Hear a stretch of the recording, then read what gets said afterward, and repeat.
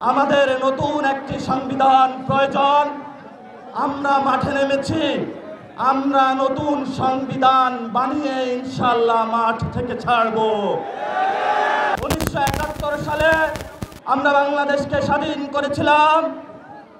72 সালে আওয়ামী লীগ সকল রক্তের সাথে বেইমানি করে শেখ মুজিব ইন্ডিয়ার পরামর্শে বাংলাদেশের উপর নির্যাতন চালানোর জন্য তার পকেট থেকে কিছু খেরোখাতা দিয়ে একটি সংবিধান বানিয়েছিল।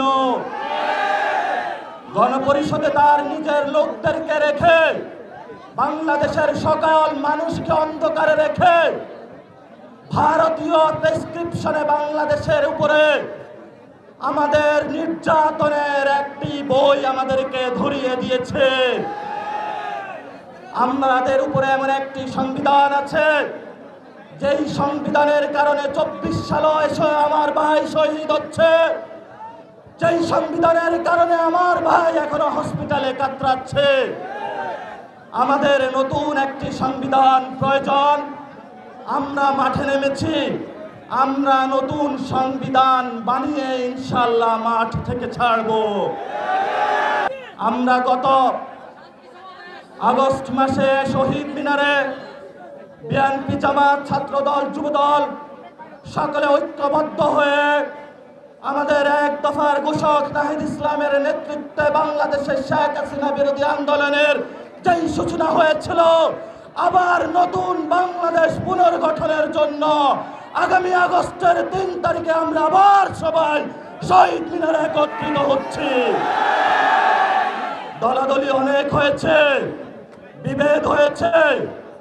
আমরা আপনাদেরকে আমাদের সমাবেশে 3 তারিখে আসার জন্য আহ্বান জানাচ্ছি। গোসা করবেন না, রাগ করবেন না। ব্যক্তিগত খুব আপনাদের প্রতি নাই।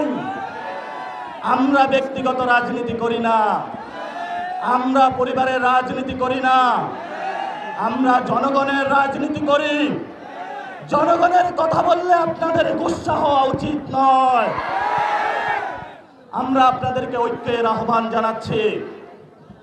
আপনারা 3 তারিখে আসবেন, একসাথে হাত মিলিয়ে নতুন বাংলাদেশের ইস্তিহার, জনগণের ইস্তিহার 64 জেলায় গিয়ে শ্রমিক, মজুর, কৃষক, কুলি, আলেম, নারী, ছাত্র, যুবা, তরুণের প্রত্যেকের মুখের ভাষা আমরা শহীদ মিনারে দিব ইনশাআল্লাহ।